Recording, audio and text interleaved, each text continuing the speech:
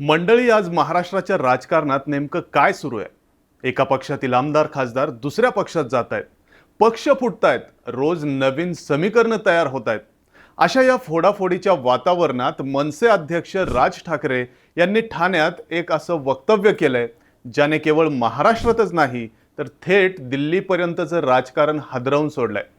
सत्ताधारी आणि पक्षांतर केलेल्या नेत्यांना राज ठाकरेंनी आपल्या खास शैलीत असं काही सुनावलंय की आता थेट हक्कभंगाच्या कारवाईची भाषा सुरू झाली आहे. नेमकं काय घडलंय?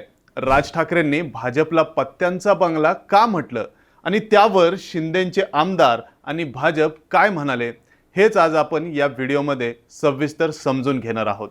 नमस्कार, मी अनिस आणि तुम्ही पाहताय ऑनलाईन नेता. ठाण्यातील मनसे पदाधिकाऱ्यांचा मेळावा आटपल्यानंतर राज ठाकरेंनी पत्रकारांशी संवाद साधला.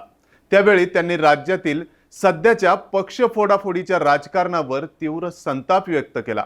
लोकशाहीत मतदारांनी ज्यांना मतदान करून निवडून दिलंय त्यांनीच स्वतःचा फायदा बघून पक्षांतर करणं ही मतदारांच्या विश्वासाची घोर फसवणूक आहे, असं राज ठाकरे म्हणाले. पण राज ठाकरे एवढ्यावरच थांबले नाहीत. आपण काय करतोय, कुठपर्यंत जातोय, याला काही मर्यादा आहेत की नाहीत, असा सवाल करत त्यांनी थेट असा शब्दप्रयोग केला ज्याने संपूर्ण राजकीय वर्तुळात खळबळ उडून दिली आहे.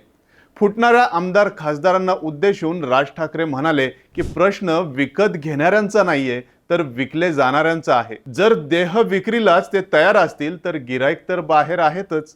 राज ठाकरेंच्या या देह विक्री आणि गिराईक या शब्दांमुळे सत्ताधारी नेत्यांचे कान लाल झालेत.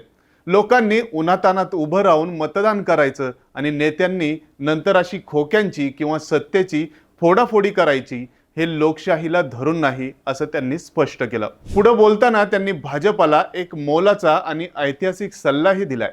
इतिहासाचा दाखला देत राज ठाकरे म्हणाले की ज्या ज्या वेळी सत्ताधाऱ्यांनी विरोधकांना पूर्णपणे संपवण्याचा प्रयत्न केला त्यावेळी त्यांच्याच पक्षात नवे विरोधक आणि दुश्मन निर्माण झालेत.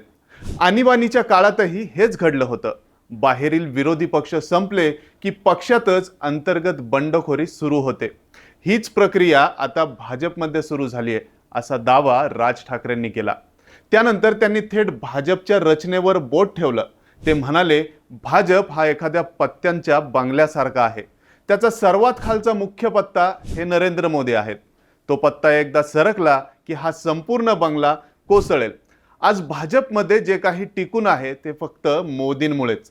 एवढंच नाही तर उद्धव ठाकरेंच्या सेनेचे भाजपमध्ये न जात शिंदेंकडे का गेले आणि तृणमूल काँग्रेसचे खासदार फुटल्यानंतर त्यांनी थेट भाजपमध्ये प्रवेश न करता स्वतंत्र गट का तयार केला? यामागे अमित शहा हे पंतप्रधान बनण्यासाठी एक विशिष्ट राजकीय रणनीती आखत आहेत, असा खळबळजनक आरोपही राज ठाकरेंनी केलाय. सत्ता कायमस्वरूपी कोणाकडेच राहत नाही, त्यामुळे सध्याची ही पद्धत भविष्यात भाजपलाच महागात पडेल, असा इशारा त्यांनी दिलाय. आता राज ठाकरेंनी इतका मोठा हल्ला केल्यानंतर समोरून प्रतिक्रिया येणार नाही असं तर होऊच शकत नाही. राज ठाकरेंच्या देहविक्री या शब्दावर भाजप आमदार राम कदम यांनी आक्षेप घेतला आणि राज ठाकरेंवर हक्कभंग कारवाई होऊ शकते असा इशारा दिला. राम कदम म्हणाले की लोकांना जर या पक्षांतराचा इतकाच रोष असता तर हे नेते पुन्हा निवडून आले नसते. 20-20 लाख लोकांमधून निवडून येणारे लोकप्रतिनिधी जर पक्ष बदलत असतील तर त्यामागे नक्कीच काहीतरी कारण असेल. दुसरीकडे 2022 मध्ये उद्धव ठाकरेंची साथ सोडून एकनाथ शिंदेंसोबत गेलेले संजय शिरसाट यांनी तर राज ठाकरेंना थेट सवाल केले. शिरसाट म्हणाले की तुमच्या पक्षात असेपर्यंत तो वाघ आणि दुसऱ्या पक्षात गेला की ती वेश्या. हे बरोबर नाही. आमदार तुमच्याकडे होते तेव्हा तुम्ही त्यांना सांभाळलं का? पक्षात अंतर्गत मतभेद नसतात का? तुमचंच सगळं निमूटपणे सहन करायचं असं काही ॲग्रीमेंट असतं का?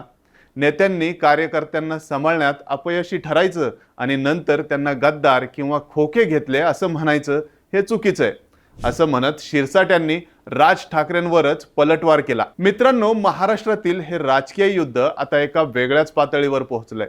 राज ठाकरेंनी उपस्थित केलेले प्रश्न आणि त्यावर सत्ताधाऱ्यांनी दिलेली उत्तरं यावरून आगामी काळात महाराष्ट्राचं राजकारण आणखी तापणार, यात मात्र काही शंका नाहीये.